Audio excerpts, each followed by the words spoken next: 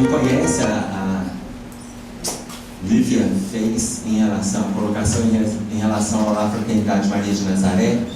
A nossa instituição é um abrigo com crianças especiais. Fica no bairro Rio Branco, na região de Venda Nova. Quem tiver a chance de conhecer, a gente marca uma visita. Ok? Hoje nós temos 26 crianças internas com paralisia cerebral. Elas moram lá conosco. Então, funciona nesse caráter de abrigo. Então, nós temos trabalho lá por 24 horas. Como eu disse, desde quando meu cabelo era preto. E aí, ele já está branco, mas ainda não está em queda. Eu estou vendo que tem vários que estão em queda. Então, eu ainda posso me vangloriar desse detalhe. Nosso tema, Amar Sem Amarras, nós vamos enfocar em torno do relacionamento conjugal. Então, o que a gente vai fazer? Nós vamos trazer várias reflexões a respeito. E alguns poderiam estar pensando que a gente ia estar viajando na relação pais e filhos. Não, hoje é marido e mulher. Tá certo? E tem gente que vai sair daqui falando assim, eu não devia ter vindo. E agora vai ficar até com vergonha de levantar. Então pode ficar até o final. Tudo bem? Então nós vamos começar fazendo algumas reflexões. Vamos lembrar dos desenhos animados? Vamos lembrar dos desenhos animados. Vocês lembram o nome da esposa do Batman? Vocês pensaram no Robin, né? Isso é uma outra relação, nós vamos trabalhar isso numa outra época. Hoje não. Quem lembra o nome da esposa do Batman? Ele não casou. Ele não casou. E o nome da esposa do Super-Homem? Também não. Casou não? No filme ele casou. Lois Lane, no filme, nos desenhos animados, o Super-Homem não casou. Tá? Depois eu falo do casamento dele no filme. Mas no desenho animado, o Super-Homem não casou. A gente via os desenhos doido para ver se ele dava uns beijos na Mulher Maravilha, né? Mas nada. E o marido da Mulher Maravilha? Também não casou. Vocês notaram que super-heróis não casam. Super-heróis não casam. Ô, gente, super-herói, quando casa, é igual o caso do filme. Super-Homem casou no filme com a jornalista Lois Lane. Vocês devem ter notado que depois que ele casou, pararam de passar os filmes de Super-Homem. Porque, gente, ele deixou de ser herói e virou marido. Olha quanto legal. Você imagina ele receber um telefonema que a Terra está sendo invadida, ele não está dando conta do filho adolescente que está gritando com ele que não o respeita, e ele vai ter que tirar os invasores do planeta. Ele deixou de ser super-herói. E aí nós temos outros desenhos. Vocês querem ver? A esposa do pai do Donald. Margarida é a namorada. Também não casou com ela. E a esposa do Mickey? A Minnie. O Walt Disney já desencarnou e não casou os personagens dele. Daqui a pouco ele reencarna, tá tudo solteiro. Tá? Os desenhos animados, na sua maioria, também não casaram. Tem alguns que se casaram e se aproximam da gente. Se nós pegarmos algumas referências, vocês podem estar pensando assim: os Jetsons casaram no futuro. Aí tem os Flintstones, mas na idade da pedra. Porque o casamento atual, quem dá conta é a gente. E o que mais aproxima da gente é aquele da família Addams. Lembra? Aonde, gente, aquele ali, eu acho que foi inspirado até em Paulo, quando escreve para os Hebreus. Paulo, quando escreve aos Hebreus, no capítulo 12, no versículo 1, ele diz assim: há uma nuvem de testemunhas que te acompanha. Não é a família Addams? Aonde vai a casa, vai aquela nuvem. E aí tem aquele povo que carrega aqueles bichos feios. São os monstros que a gente carrega nas relações que a gente cria. Gente, a família Addams é o que mais se aproxima da gente. Tá? Mas isso nos desenhos animados. Porque quem dá conta de casamento é a gente que se envolve. Você vê que tem pessoas que casam uma, casam duas, casam três, separa. Não deu certo, separou e fala: agora é casamento pra mim, nunca mais. 6 meses apaixonado de novo, vai começar a história toda outra vez. E aí dura 2 anos, 5 anos, 8 anos, depois separa. Agora eu não quero mais saber disso. Lá vai pela 3ª vez de novo na mesma estrada. Ou seja, nós damos conta. E é assim, quem está casado reclama e fala que quer separar. Quem está casado reclama, quem está solteiro reclama e está doido para casar. É assim. Essa busca de um companheiro a gente tem o tempo todo. A gente está sempre buscando uma pessoa para poder estar dividindo sentimento, sofrimento, pensamento. A gente está sempre buscando alguém. Em cima dessa relação, nós temos 3 tipos de casamento. 3 tipos.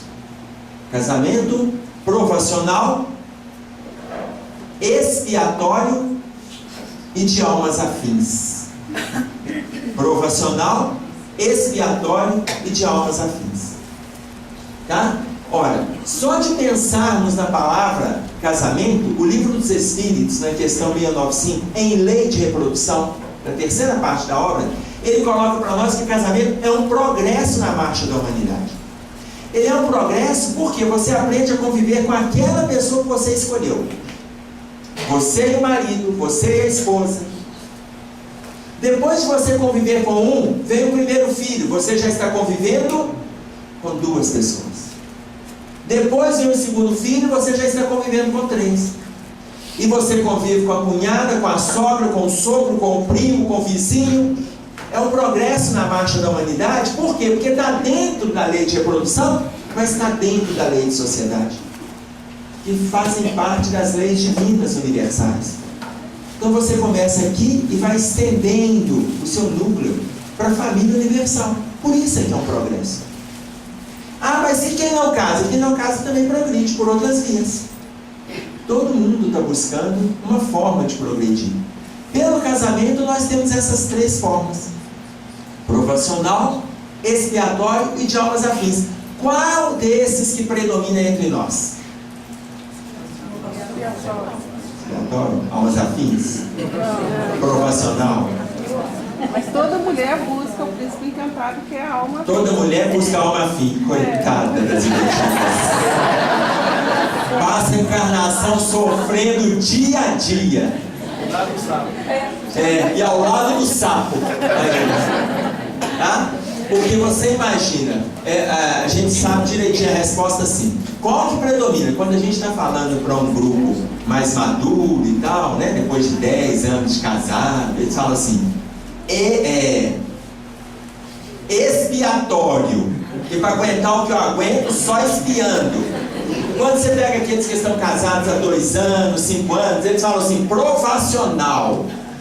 Quando você trabalha com jovens e eles respondem: almas afins. Eles estão igualzinho você. É desse jeito, tá? Então, o que predomina são os provacionais. O expiatório é aquele que gera sofrimento o tempo todo. Muitas vezes, aliás, eles não se separam e sofrem na relação.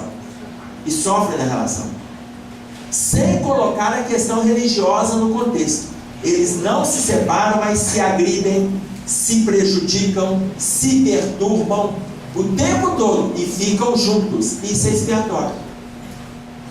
Tem aqueles que se separam, sendo expiatório, eles se separam, mas eles continuam vigiando a outra pessoa. Aí uma amiga encontra com a outra e fala assim: sabe aonde eu vi o seu ex-marido ontem?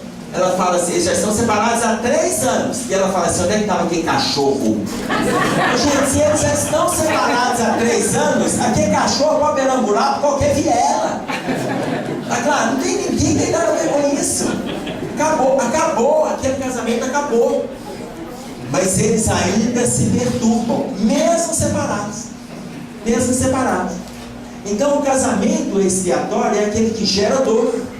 Nós estávamos num trabalho na nossa região, lá na favela próxima, e aí nós visitávamos um lar, cujo lar vizinho, não era o que a gente estava, o lar vizinho, ele recebia visita. Quando o marido chegava, não era a nossa visita que ele recebia, quando o marido chegava no sábado à tarde, ele chegava sempre entre 3 e 4, 3 e 5, entre 3 e 4 horas, 3 e 5 horas da tarde. Ele chegava alcoolizado, batia na esposa e ia dormir. Todo sábado. A vizinhança cansada naquele episódio. A gente lá nesse trabalho, a vizinhança cansada do episódio. Quando viu o marido chegando alcoolizado à tarde, ligou para a polícia. Quando a polícia chegou, pegou o marido em plena agressão à esposa. Pegou o marido, colocou o marido dentro do camburão. Na hora que o carro ia arrancar, a esposa veio correndo lá de dentro. Pelo amor de Deus, não leva o amor da minha vida não. O camburão parou, pegou a mulher, colocou lá dentro, levou os dois. O delegado deu sabão nos dois e depois liberou os dois. E eles continuam juntos até hoje. Isso é expiatório. Gera sofrimento, mas eles não se liberam. Eu não estou dizendo que eles não se libertam, porque só de ter essa quantidade de agressões já não tem liberdade mesmo. Mas se é para ter agressão, se liberem. Pelo menos para aprender a respeitar a figura humana. Já que vai agredir a esposa, ou a esposa vai agredir o marido, separa. Separa. Cada um vai seguir sua vida. Para com... Não, vai ter que ficar junto. Não, depois tem uma tal de doutrina espírita, não sei se vocês ouviram falar. Tem um pessoal que divulga assim, não, a doutrina espírita prega que tem que ficar junto até o final. Aonde está isso, gente? Aonde está escrito isso, pelo amor de Deus? O Evangelho segundo o Espiritismo, no capítulo 22, intitulado Não Separeis o que Deus juntou, é o título do Evangelho, que não foi criado pelos Espíritos. É para atender a colocação de Jesus no capítulo 19 de Mateus, no item 6, no versículo 6. Aquele que Deus ajuntou, o homem não irá separar. Este versículo intitulou o capítulo 22. No item 3 do capítulo 22, ele coloca assim: não existe lei humana que vai fazer com que o sentimento desperte nas criaturas que estão diante do juiz. Esse sentimento tem que ser do estado íntimo do casal. No item 3. No item 5, intitulado O Divórcio, ele coloca: o divórcio é uma lei humana para consolidar o que de fato já está separado. É para consolidar. A pergunta 697 do Livro dos Espíritos vai alicerçar a mesma colocação do Evangelho segundo o Espiritismo. Se não tem como ficarem juntos, em vez de se perturbarem e dar exemplo negativo para os filhos, é melhor ser ex-marido e ser ex-esposa, mas ser um grande pai e uma grande mãe, porque não existe ex-pai e ex-mãe, do que ficarem os dois juntos e ainda mostrando para os filhos que relacionamento é aquele prejuízo da instituição chamada família. Não é. Relacionamento é uma construção saudável, onde a gente está trocando, onde a gente está aprendendo, a gente está discordando com propostas novas. É uma construção saudável. Ah, mas tem dia que a gente briga, tem dia que faz as pazes. Isso é provacional. A gente discorda, a gente concorda, a gente caminha, o outro não quer. Depois da nossa vez de parar, o outro caminha. Isso é provacional. Aí a gente assenta, discute problemas, entra em desacordos, aí intervém os filhos, mas eles estão juntos e estão se respeitando e no fundo estão se amando. Isso faz parte da construção. Esse é o casamento provacional. O provacional são a maioria das relações que a gente tem hoje nas nossas casas, com os nossos amigos, com os nossos parentes, são as relações provacionais. Você aprende, desaprende, você cresce, você para na caminhada, você respeita o outro, na hora que não respeita, vai lá e pede desculpa, até que a gente aprende o lado bom do Evangelho, que é respeitar, que é crescer junto, que é atender a demanda do outro e atender a sua também, sem se agredir.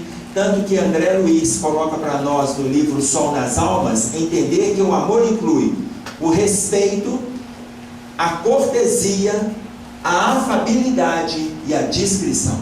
Se nós caminhamos nesses 4 itens afirmados por André Luiz, estamos numa relação provacional extremamente saudável. O respeito, a cortesia, a afabilidade e a discrição. São os 4 itens que alicerçam os relacionamentos conjugais provacionais estáveis. E aí tem aquele relacionamento de almas afins. Relacionamento de almas afins, gente, ele é de uma raridade. Perguntaram para Emmanuel a respeito de almas gêmeas.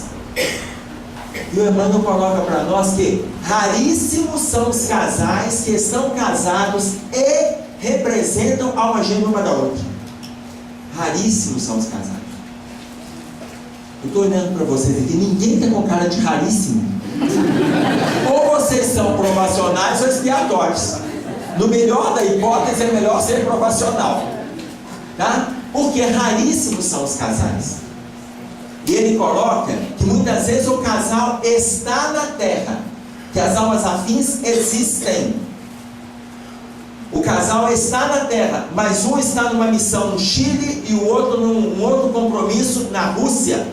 E eles não se encontrarão nesta encarnação. Mas eles existem. Não é alma metade, igual a gente pensa em metade da laranja, não.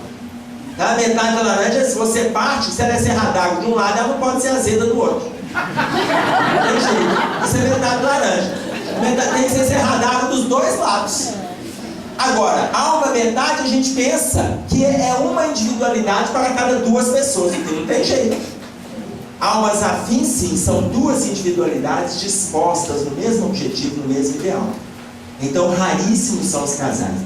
Divaldo Franco, fazendo referência a almas afins, no livro Palavras de Luz, ele está em São Paulo, e o coordenador de um movimento espírita lá em São Paulo chega para Divaldo e fala para ele assim: Divaldo, eu encontrei minha alma gêmea, Divaldo. Ele fala: ô meu filho, que bom que você achou sua alma gêmea. Pois é, Divaldo, mas eu estou com um problema.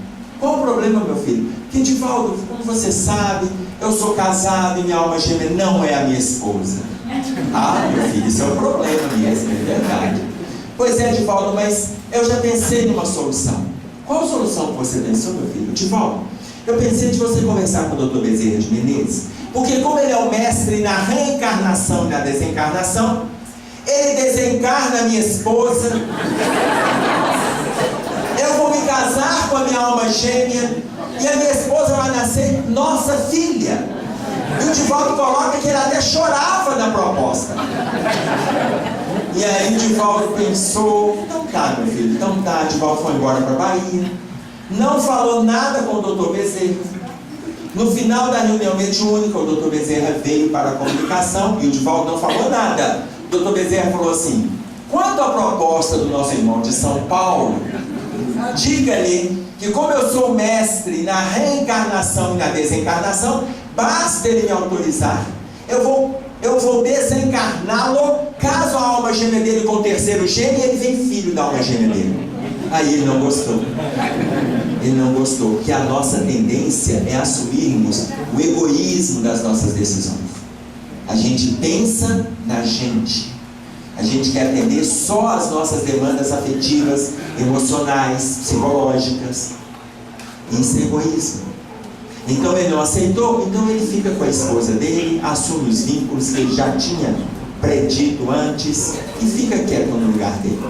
Mas no movimento espírita, depois que a gente descobriu a reencarnação, a gente agora, não sei se vocês já notaram, o povo já está se comprometendo para a próxima, vocês já notaram? O povo está casado nessa, aí ele encontra alguém que não é a pessoa que ele elegeu, aí ele encontra alguém, e esse alguém já falou: mas na outra encarnação a gente vai voltar junto. Que depois que descobrir a reencarnação, não basta os problemas dessa, ele já acumula. Resolve-os dessa, nessa. Fazendo dívida para pagar na outra. Nós já estamos fazendo dívida para a próxima, meu filho, já está difícil nessa encarnação. Tá claro? Então o movimento espírita tem disso, né? E aí, eu sou espírita de carteirinha, mas eu sei lá se esse negócio desse povo prometer vai dar certo. Então, eu também comecei a fazer alguns contatos por aí, sabe? E fiz acordo com uma garota que eu gostaria de vir com ela na próxima encarnação. E essa garota, a propósito, hoje ela é a minha esposa. E ela já me respondeu: com você, nunca mais. Eu falei: mas meu bem, nunca mais, Emerson. Deus vai me ajudar, que eu vou te levar no final, mas é só nesta. Eu falei: mas meu bem, o que custa? Emerson, Deus há de me ajudar. Nessa, até o final, eu vou com você. Eu falei: mas eu sou o seu marido, a gente pode ficar junto. Você não é o meu marido, na próxima eu quero um marido só para mim.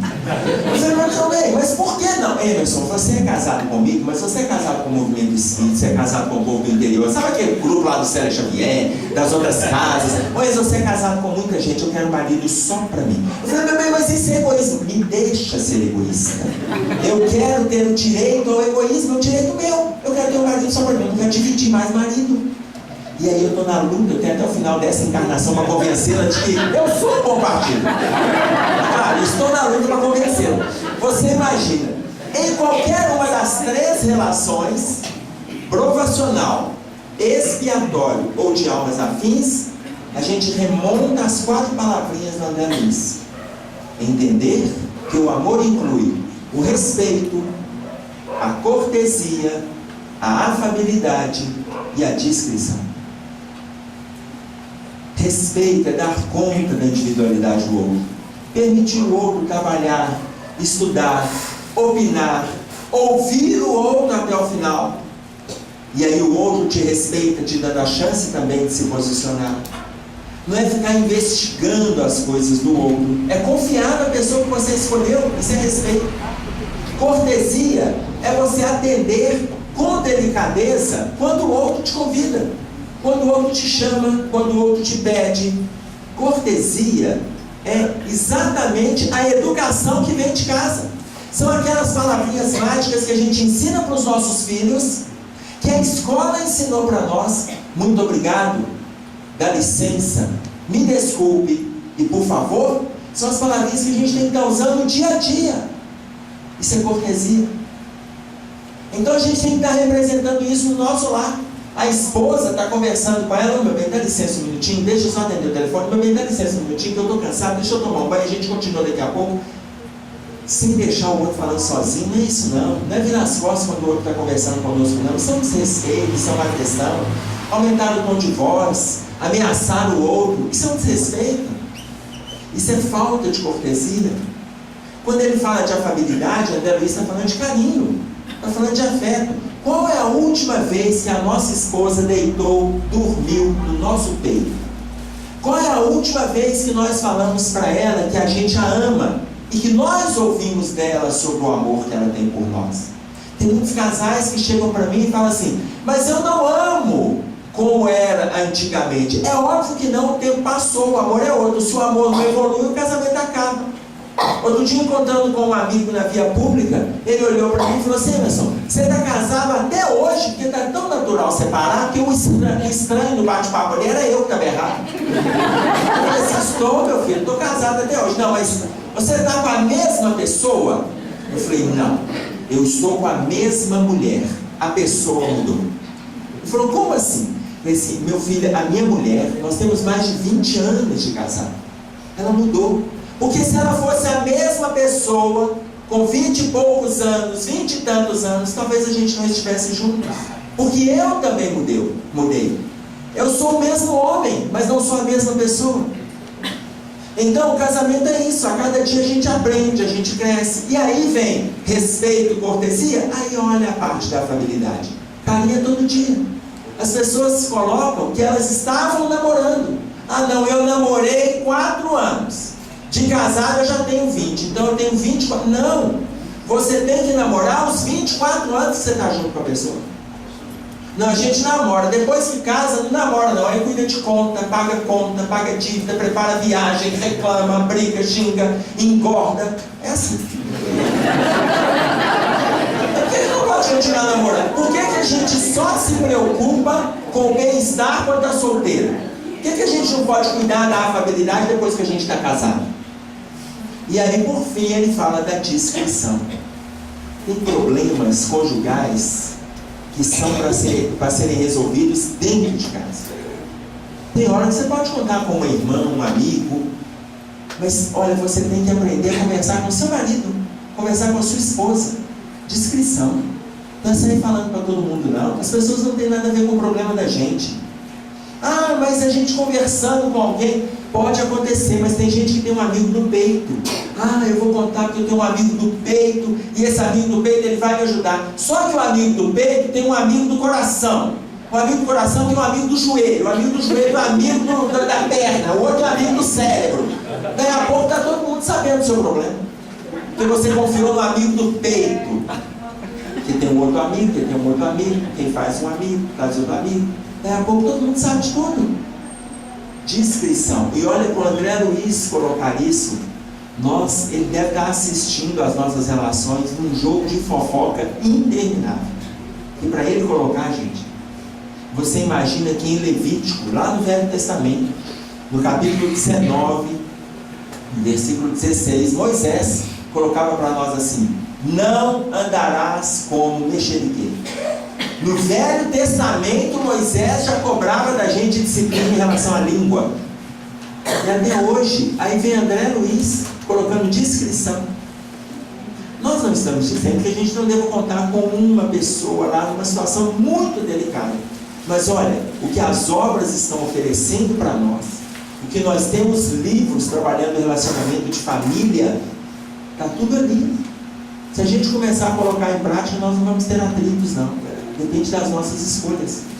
E aí sim, respeitando esses 4 pontos em qualquer uma das relações, seja profissional, expiatório, de almas afins, nós estamos caminhando para um casamento de felicidade. Porque se é expiatório nessa, que gera mal-estar, que leva à separação, mas respeitando esses valores, de repente eu dou conta até de suportar algumas dificuldades e dar exemplo saudável. Mas eu não posso transferir para a pessoa que eu escolhi. Não posso. A responsabilidade da minha felicidade. Esse é um dos grandes problemas que a gente tem nas relações. Eu sou feliz porque casei com fulano. Não, a frase não é essa não. Tem que ser assim: eu sou feliz casado com fulano, mas se esse casamento não der certo, eu também sou feliz. Porque a minha proposta de felicidade depende de mim. Nós não podemos transferir para o outro a proposta da gente ser feliz. O que tem de pessoas infelizes quando um casamento se desfaz, por quê?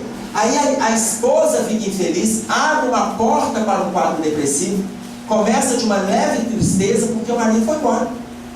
Ah, mas que a felicidade dela estava com ele. Ele foi embora, e aí ele encontrou outra pessoa. Ele levou a felicidade dela, ele levou a dele, e ainda encontrou outra pessoa e vai ser feliz 3 vezes. Com a felicidade da ex, da dele e da próxima. E ela fica lá, abrindo porta para tristeza, para angústia, para depressão. Ou seja, o outro não é o responsável pela nossa felicidade. Ele é co-participante da nossa felicidade. Ele é ator coadjuvante. O ator principal da minha felicidade sou eu. Se essa pessoa que eu elegi estiver comigo, ótimo, é tudo que eu quero. Mas se ela resolver que não é este o caminho, a escolha é dela, e eu serei feliz no outro caminho que eu for trilhar. Mas serei feliz. Isso depende de mim. Eu não posso atribuir a responsabilidade para os outros. Em meio às relações, 3 dificuldades nós precisamos de nos atentar. Primeiro é a crítica. É a crítica. É tão negativo nas relações que André Luiz coloca assim: aquele que critica, no livro Sinal Verde, tem a obrigação moral de fazer melhor que o criticado a tarefa em pauta. Aquele que critica tem a obrigação moral de fazer melhor que o criticado a tarefa em pauta. Eu tenho um amigo, a esposa dele me colocou, esse casal é um casal de amigos, que quando ele chega em casa, ele passa a mão no móvel. Ele só passa a mão no móvel. E aí ele olha e faz assim. Emerson, ela me perguntou: Emerson, o que eu faço? Eu falei assim: na hora que ele chegar em casa, eu coloco um pano na mão dele. Na hora que ele passar no móvel, eu já limpo de uma vez. Gente, ela está tão sobrecarregada quanto ele. Ela trabalha fora, ele trabalha fora. Os dois têm filhos, os dois têm casa. E tem mulheres, ele não verbaliza a crítica, ele gesticula, ele encena a crítica. A responsabilidade da casa não é dela, é do casal. A casa é dos dois. Tem mulheres que sentem uma satisfação quando ela chega e fala assim: meu marido está arrumando a cozinha para mim. Ele faz isso uma vez a cada quinquênio. Ela mostra felicidade a cada 5 anos. Ele arruma a cozinha uma vez. E aí quando ele arruma a cozinha, ele chega e fala assim: meu bem, hoje eu arrumei a cozinha para você. Tá? Por que ele arrumou para ela? Ele não come daqui errado aqui a cozinha. Se ele come naquela cozinha, o compromisso da cozinha também é dele, não é dela. A cozinha é da família, é do casal. Aí na hora que ele lava o banheiro, ele fala assim: hoje eu lavei o banheiro para você. Ele usa aquele banheiro ou usa o quintal? Porque se ele usa o quintal, tudo bem, aí ele está fazendo uma caridade para ela. Mas se ele usa aquele banheiro, ele tem que cuidar do banheiro. E é uma dificuldade que a gente vê, porque a responsabilidade desse cuidado ela ficou entregue para a mulher. E a mulher, com uma dificuldade enorme na maternidade, ela esquece de passar esses cuidados para os filhos. As meninas aprendem a lavar, a cozinhar, a passar, a fazer isso, a fazer aquilo. Os meninos não estão fazendo nada. Nada. Esses meninos crescem, e aí eles vão namorar, eles vão casar, e aí eles vão virar marido, e serão aqueles maridos que não farão nada. E aí as esposas vão xingar a sogra. Aí todo mundo fala: por que falam mal da sogra? Mas será por quê?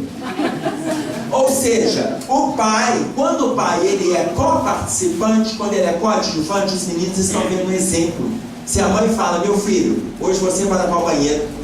Eu falo: mas por que eu vou lavar? Porque aqui em casa todo mundo trabalha. O seu pai lava, eu lavo, sua irmã lava, você também tem que lavar. Não é dar aquela função para a menina. A função dos meninos é assim: botar o lixo na rua, limpar o cocô do cachorro, arrumar a cama e abrir um vinho de maionese. Essa é a função que estão passando para os meninos. E as meninas lá se matando, porque a mãe cobra, porque o pai cobra, porque a mãe cobra. Todos, é função dividida. Até para não cair nessa crítica. Bom, e aí, em meio a essa crítica, eu peguei e coloquei assim: se tem uma experiência que vai ajudar o homem, é lavar o tal do banheiro. Porque eu não sei o que acontece com os homens.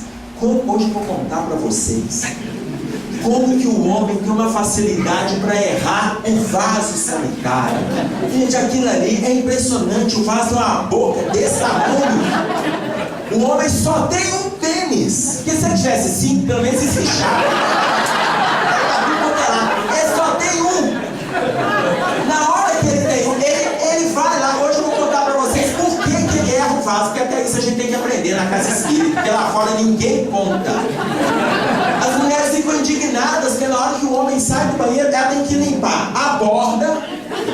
Quando o bendito não levanta o raio da tampa, ela tem que limpar a tampa. E ainda tem que limpar o chão, porque sai picando com o negócio dele.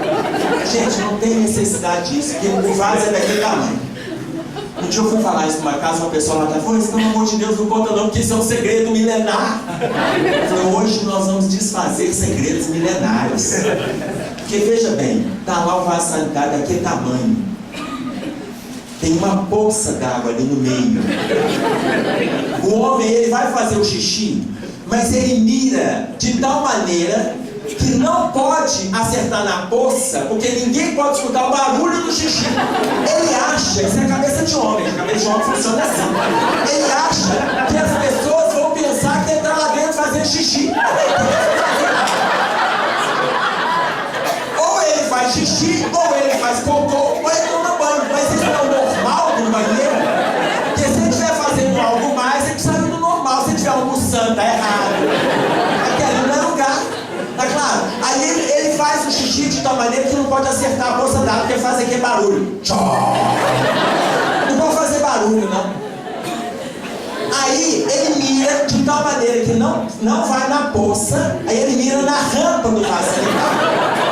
Como ele mira na rampa, ele vai mirando na rampa de tal maneira que se for pra poça, ele vai pra direita. Aí cada beirada respinga do lado de fora. Depois ele guarda o dito cujo e vai embora. E fica respingado a porta, fica respingado no chão. E a mulher, ela é tão bacana, ela chega lá, abaixa a tampa, tira a calça, assenta e o xixi dela cai no meio. Tchau! E ela não está preocupada se alguém do lado de fora está pensando que ela está fazendo xixi. Porque quem estiver pensando é verdade, ela está fazendo xixi. Olha que bacana. Você vê como a cabeça de homem é difícil? É por isso que na maioria das relações a gente pede às mulheres que tenham paciência com a nossa precariedade intelectual. Elas precisam ter paciência com a gente. Nós temos algumas dificuldades. Tá certo? Agora, se um homem, se ele vai limpar o banheiro, aí ele vai falar o tanto que é ruim ele ter que limpar o próprio respingo. Eu vejo isso, gente. Que eu trabalho, aonde eu trabalho, que é um consultório. A hora que entra um homem no banheiro, depois que o homem sai, antes de entrar no outro paciente, eu entro lá para dar uma vistoria. É deselegante, depois entra uma mulher, ela vai usar o banheiro, está lá respingado no chão. E eu entro, gente, é quase uma fatalidade. Praticamente todos os homens respingam. Eu falei, meu Deus, esse aí deve estar esguichando. Claro, e não tem necessidade. É só a gente mirar. É só mirar. Tudo bem? Então, de tal maneira que, né? Poupem, ajudem as mulheres de vocês. Diga-me. Ô Emerson, o Eustáquio resolveu isso. Ele senta.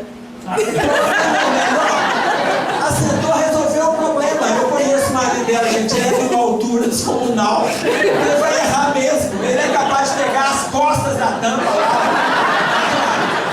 Então, assenta, está resolvendo o problema. Tá certo? Se uma criança precisa de um banquinho, por que com adulto não pode sentar no vaso e fazer um banquinho? Tá certo? Então resolve o problema. Enfim, pode falar, meu filho. Muitos homens também erram porque acham que o dele é maior do que a distância realmente. Não, olha só, aí começa a medição Então, é uma forma de nós pararmos de criticar e a gente se envolver com o trabalho. Isso é tão interessante que da mesma forma que o André Luiz coloca que aquele que critica tem a obrigação moral de fazer melhor que o outro a tarefa em pauta, Paulo, quando ele escreve a sua segunda carta aos Coríntios, no capítulo 1, versículo 13, ele diz assim: nós vos escrevemos aquilo que vós já sabeis, ou que de alguma forma reconheceis. Isso que nós estamos falando aqui, nada é novo. Quando ele fala, nós vos escrevemos aquilo que de alguma forma vós já sabeis ou reconheceis, a gente muitas vezes está relembrando coisas, a gente está rindo aqui, a gente vai contando e vai rindo, porque a gente lembra do nosso contexto, a gente lembra das nossas relações, lembra que já conversamos sobre isso dentro da nossa casa. É assim que funciona. E está tudo bem, é o próprio exercício do versículo de Paulo aos Coríntios. Então, primeiro, cuidado em questão com a crítica. Segundo, o ciúme nas relações. Como que o ciúme ele tem sido de prejuízo para os casais? No livro Sol nas Almas, na psicografia do Chico, sob a orientação do André Luiz, ele coloca no capítulo 9, apontamentos essenciais para os cônjuges, abolir o ciúme. Só isso que o André Luiz fala. Ele não aprofunda, ele não discorre a respeito do assunto. A única coisa que ele fala sobre o ciúme, abolir o ciúme. Pronto, está encerrado. O livro dos Espíritos, na questão 933, na resposta da pergunta 933, ele coloca assim: 2 vermes roedores da moral humana, a inveja e o ciúme. E ele fala, quem carrega esses 2 vermes no seu campo íntimo, não tem uma noite de paz sequer. Emmanuel, no livro Consolador, que é um livro só de perguntas e respostas, a resposta da pergunta 183, ele coloca para nós que o ciúme é um reflexo da nossa inferioridade no campo moral, que precisa ser extirpado para não atrapalhar o nosso processo de crescimento na moralidade. Precisa de ser extirpado. É uma relação de desconfiança, de insegurança, de instabilidade, que muitas vezes não cabe dentro do conjugal. Não cabe. Muitas vezes o outro não te deu motivo nenhum. Olha, se ele deu motivo, assenta e conversa. Não é ficar desconfiando, tecendo coisas, imaginando o que pode, o que não pode, e abrindo espaço para a porta obsessiva, não. Não é isso, não. Olha, não está legal, assenta, dialoga. O ciúme gera competições. O ciúme gera competições. E aí é extremamente negativa a competição. Porque tem coisas que o homem ele é muito melhor do que a mulher, e tem coisas que a mulher é muito melhor que o homem.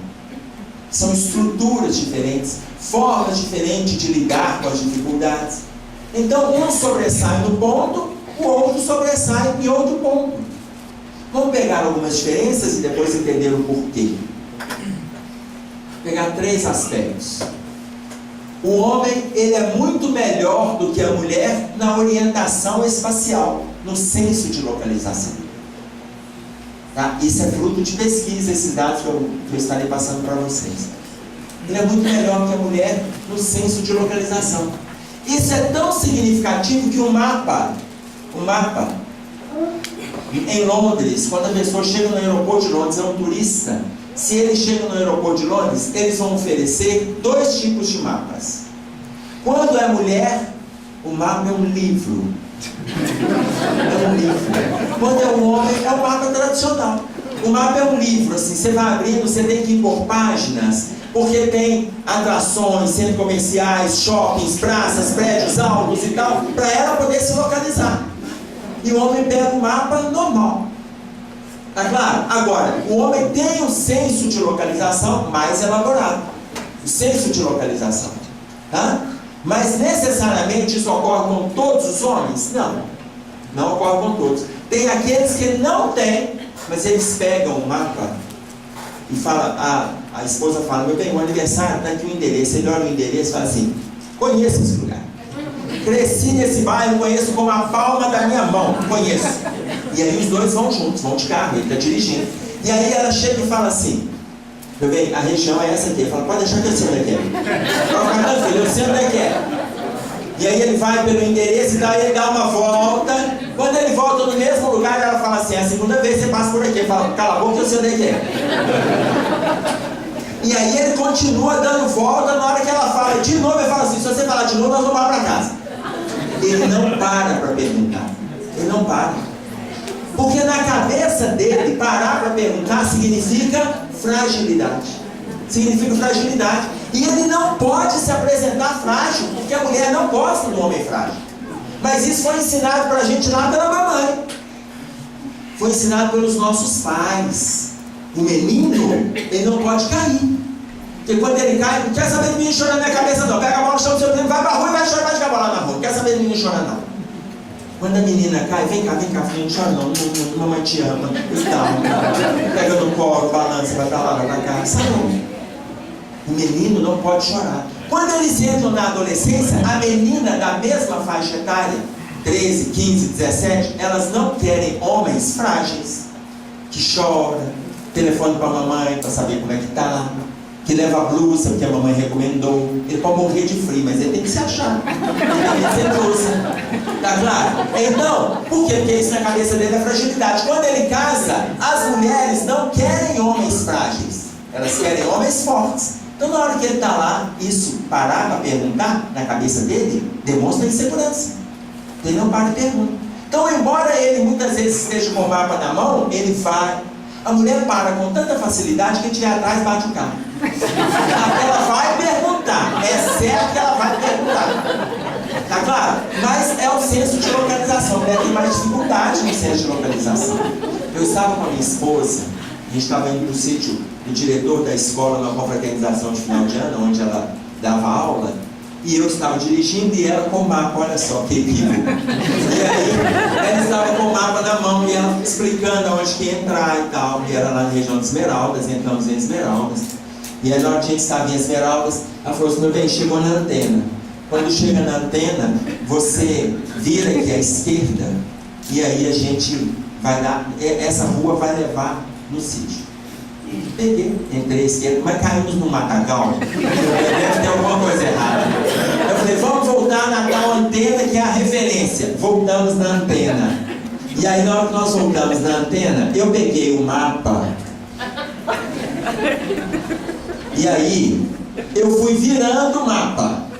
Quando eu fui virando o mapa, ela falou assim, por que você está virando? Eu falei, meu bem, porque normalmente a ponta da antena é para o centro. A rua que ele indicou da esquerda era da direita.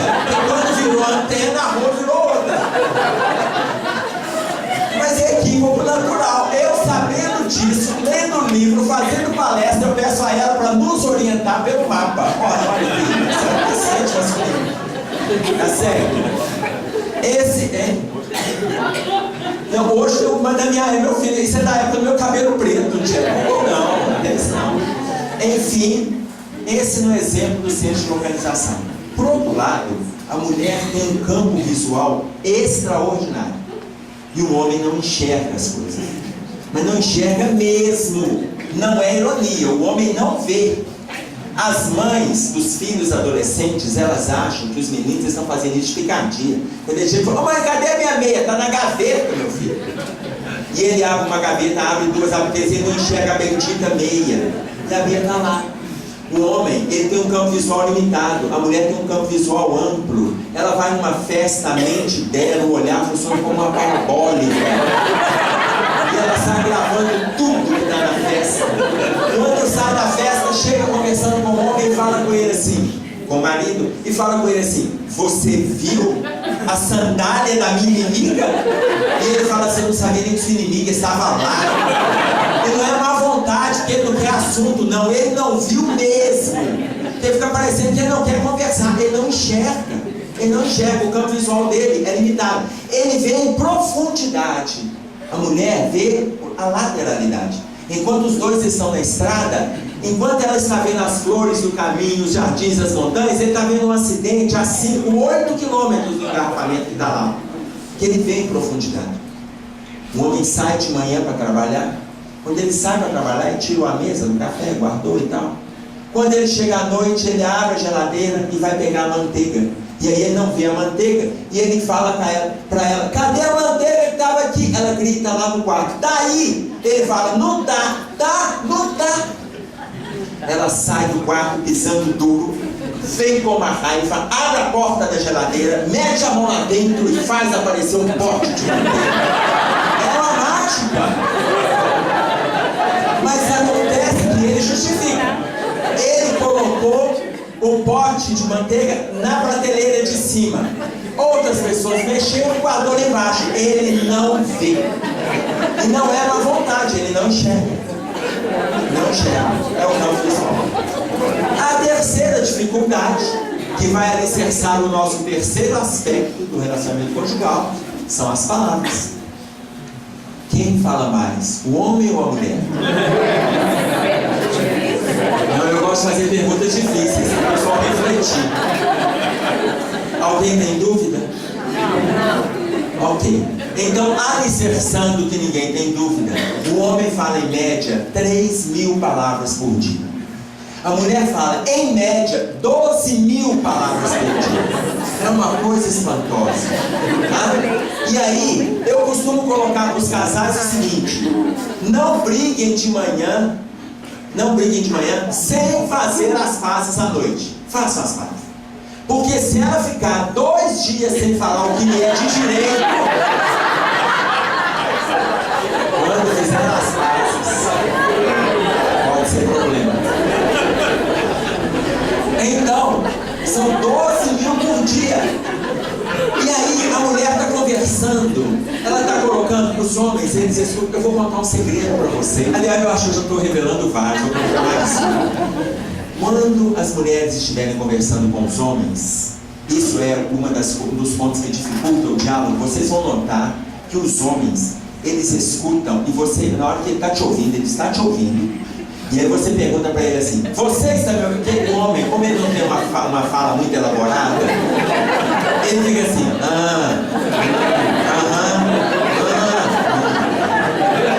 E a mulher, ela tem o centro da fala dela extremamente desenvolvido. É extremamente desenvolvido. Quando ela chega e fala assim: meu bem, olha o bebê que está chorando lá no quarto. Ele vai até o quarto, aí ele pega o bebê, bota no braço e fica assim: nenê. Aí chega a esposa que está lá na cozinha. Na hora que o bebê começa a chorar, de lá da cozinha, ela já chega e fala assim: tá com saudade da mamãe, né? Pera aí que mamãe vai chegar. Só do bebê escutar, ele já acalma. Porque ele já estava escutando essa voz há 9 meses quando ele experimenta a barriga dela. E ela falava desesperadamente e ele escutava sofridamente. Não tinha jeito. Então quando ela está na cozinha, ele está falando. Aí na hora que ela vai chegar lá, ela sai da cozinha, vai falando na cabeça dele, continua falando, pega o bebê, coloca no carrinho, vem cá que você vai tomar sozinho com a mamãe, vem falando na cabeça dele, vem falando, você coloca na cozinha. É o centro da fala avantajado. É avantajado. Então, são 12.000 palavras por dia. E aí, as mulheres estão conversando com os homens e elas falam assim: você que está me ouvindo? Ele fala: estou. Você acabou de falar isso, isso e isso. Notem, o homem repete sempre a última frase daquilo que a mulher acabou de falar. Vocês vão ter certeza que ele não te ouviu no exemplo que eu vou dar. Porque ele vai repetir na última frase e a mulher adora ser enganada. Ela fala assim: então ele me escutou. Não escutou. Daí a 2 semanas, quando você for voltar no assunto, você vai falar assim: você lembra que eu te disse isso assim, assim? Ele fala assim: você não contou isso não. Aí eu: não contei. Não contou. Você não contei, não contou.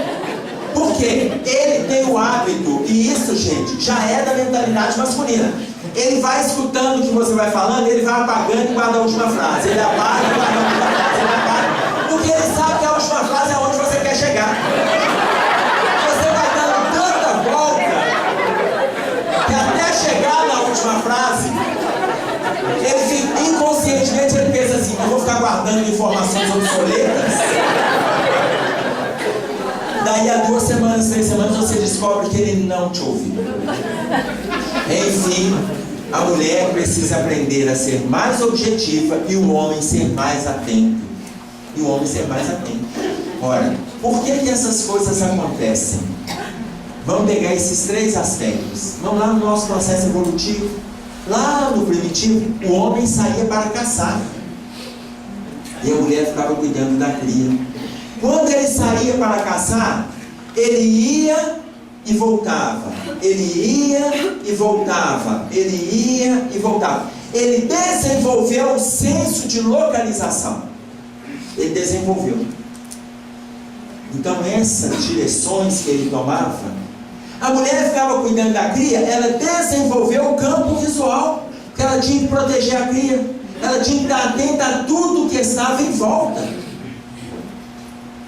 Como o homem ia e voltava, e ele ia com os chefes de outras tribos, famílias naquela época eram chamadas tribos, ele ia com os chefes de outras tribos, eles iam em silêncio, porque eles podiam assustar a caça se eles conversassem. Quando já estavam cansados, e eles também já não tinham condições de vir conversando, não desenvolveu o centro da fala.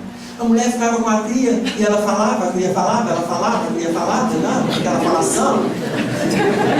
12.000 palavras. O centro da fala feminina está aprimorado. Está claro? Ou seja, são situações que a gente vai desenvolvendo a partir de um processo evolutivo. Em cima desse aspecto, nós temos aí o terceiro ponto que a gente tem que observar nas relações, que é esse que a gente estava fechando, que é a questão do diálogo. Nós temos que abrir espaço para o diálogo nas nossas relações. Os casais não querem conversar. Não existe relação saudável sem diálogo. Não existe. Narcisa, no livro Nosso Lar, ela coloca que nas diversas instâncias dos planos espirituais existe diálogo. O diálogo é que norteia a relação de comunicação, que quando ele não é verbal, ele é mental, mas tem diálogo. Uma relação saudável tem que ter diálogo. Ah, mas se por acaso ele está emburrado, não converse. Amanhã você retoma o assunto. Ah, mas se estiver chateado, se estiver emburrado e tiver condições de conversar, converse hoje, não deixa para amanhã, porque amanhã já teremos os problemas do amanhã. Não deixa acumular não. Mas os casais não querem conversar. Se os casais não conversarem, nós teremos problemas. Como que nós vamos ter relações saudáveis? Tanto que Paulo, quando ele escreve aos Coríntios, no capítulo 7, no versículo 28, na primeira carta, ele diz assim: mas, se te casares, não pecas. Se a virgem se casar, não peca. Todavia, os tais terão tribulações na carne, e eu quereria poupar-los. Se te casares, não pecas. Você casa se você quiser. Se você quiser, não casa. Mas já que se propôs, cuide dessa relação. Cuide da pessoa que você elegeu. Não pecas, não busque outras aventuras, outras situações. Não busque. Se te casares, não pecas. E se a virgem se casar, ele não está falando de virgindade biológica. Não, ele está falando de ímã, não. Ele está falando se a pessoa virgem se casar, não peca.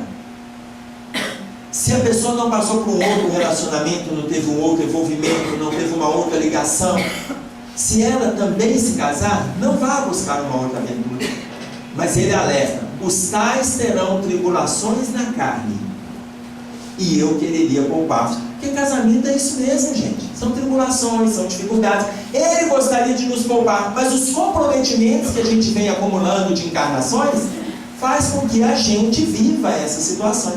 E quando você elege um para se casar, não quer dizer que todas as suas outras afinidades de outras épocas, de outras eras, não estejam encarnadas, não. Está todo mundo na terra, está todo mundo lutando. Mas não é porque eu me casei com essa pessoa que eu vou abrir porta para uma aventura do outro lado, não. E nem quer dizer que aquela pessoa que apareceu é alma gêmea, já deixamos claro. Eu me consorciei com essa aqui, porque eu vou me cuidar e vou cuidar dela também nessa relação. E ela vai se cuidar e vai cuidar de mim também nessa relação. Poderão aparecer outras situações de afinidade, de amizade, de fraternidade? Poderão, porque são vínculos passados, está todo mundo reunido. Mas eu vou cuidar dessa pessoa que eu elegi.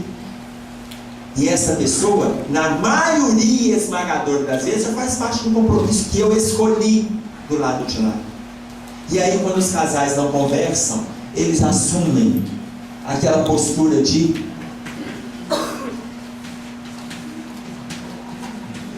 emburramento. Ficam os dois emburrados. O homem, quando ele está emburrado, ele bate a porta, ele bate a janela, ele arrasta a cadeira. A mulher, quando está emburrada, ela faz um bico, o tamanduá tem inveja dela. Onde vai o bico?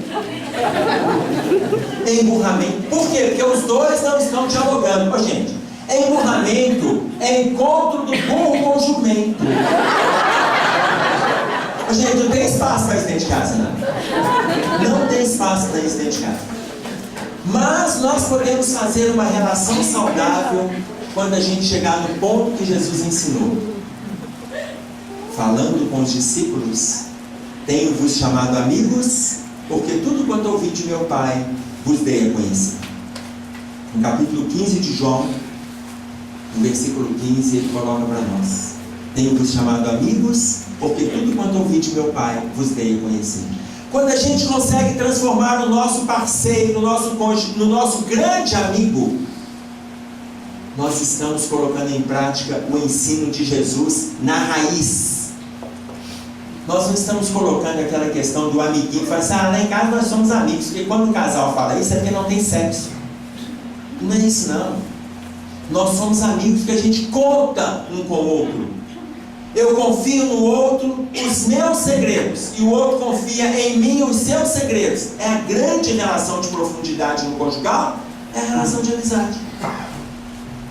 A minha esposa me perguntou assim, um dia eu vim numa palestra, ela perguntou assim: Emerson, antes da gente se deitar, Emerson, eu ouvi lá aquela sua palestra sobre relacionamento conjugal, eu sou sua amiga? Eu falei: não, você é minha esposa.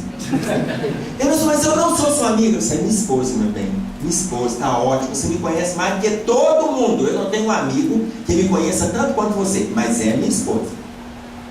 Mas por que eu não sou seu amigo? Porque amigo, meu bem, tem que confiar 100%. Eu não posso ainda colocar 100%. Eu tenho tanto defeito que eu não posso contar tudo. Aqueles que você conhece é o suficiente para você até gostar de mim, olha que bacana. Mas todos não dá, não. E aí ela dormiu triste aquele dia. 6 meses depois estávamos na Bienal do Livro. E aí ela foi assistir a palestra de um colega. E aí na hora que ela foi assistir a palestra, ela saiu de lá e tal, perguntou: não, eu falei: não, meu bem, pode assistir, eu fico com as meninas aqui. E aí ela foi assistir a palestra, ela saiu de lá satisfeita. E aí na hora que a gente foi deitar, ela falou: meu, a palestra foi boa, você saiu de lá tão feliz. Ela falou: eu fiz uma grande descoberta. Ela falou: qual? Eu descobri que você é o meu marido e não é o meu amigo. Então, meu bem, que bom que você descobriu. Tá vendo por que na casa de ferreiro o espelho é de pau? Ela tinha que escutar de um terceiro aquilo que do marido não funcionou. Mas é isso. Nós temos que lutar para transformar numa relação profunda de amizade, como Jesus concebeu os discípulos. Isso é difícil ainda para nós, mas estamos em luta. Onde a troca é fiel, o crescimento é constante, o respeito é do dia a dia. Estamos em luta. Para acabar com essa competição do homem e da mulher, para fechar, nós vamos trazer uma colocação de Vitor Hugo. Vitor Hugo, ele coloca para nós de forma profunda a relação dos dois. Vitor Hugo, ele era dramaturgo, ele era escritor, jornalista, poeta, político. Ele era contemporâneo de Kardec. Ele viveu entre 1802, portanto ele nasceu 2 anos antes de Kardec, e ele desencarnou em 1885, 16 anos depois de Kardec. 16 anos depois de Kardec. Vitor Hugo, ele fala sobre o homem e a mulher. E ele fala assim: o homem é a mais elevada das criaturas, a mulher, o mais sublime dos ideais. Deus fez para o homem um trono e para a mulher um altar. O trono exalta, o altar santifica. O homem é o cérebro, a mulher o coração. O cérebro produz a luz, o coração o amor. A luz fecunda, o amor ressuscita. O homem é um gênio, a mulher um anjo. O gênio é imensurável, o anjo indefinível. A aspiração do homem é a suprema glória, a aspiração da mulher, a virtude extrema. A glória traduz grandeza e a virtude traduz divindade. O homem tem a supremacia, a mulher tem a preferência. A supremacia representa a força, a preferência, o direito. O homem é forte pela razão, a mulher é invencível pela lágrima. A razão convence e a lágrima comove. O homem é capaz de todos os heroísmos, a mulher de todos os martírios. O heroísmo enobrece, o martírio sublima. O homem é o código, a mulher o evangelho. O código corrige, o evangelho aperfeiçoa.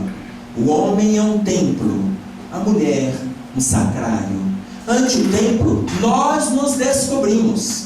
Ante o sacrário, nos ajoelhamos. O homem pensa, a mulher sonha. Pensar é ter cérebro, sonhar é ter na fronte uma auréola. O homem é um oceano, a mulher um lago. O oceano tem a pérola que o embeleza. O lago tem a poesia que o deslumbra. O homem é uma águia que voa, a mulher um rouxinol que canta. Voar é dominar o espaço, cantar é conquistar a alma. O homem tem um fanal, a consciência. A mulher tem uma estrela, a esperança. A consciência guia e a esperança salva. Enfim, o homem está colocado onde termina a terra, a mulher onde começa o céu. Eu vou agradecer a paciência de vocês, tomara que tenha valido as nossas reflexões dessa noite. Até uma outra vez.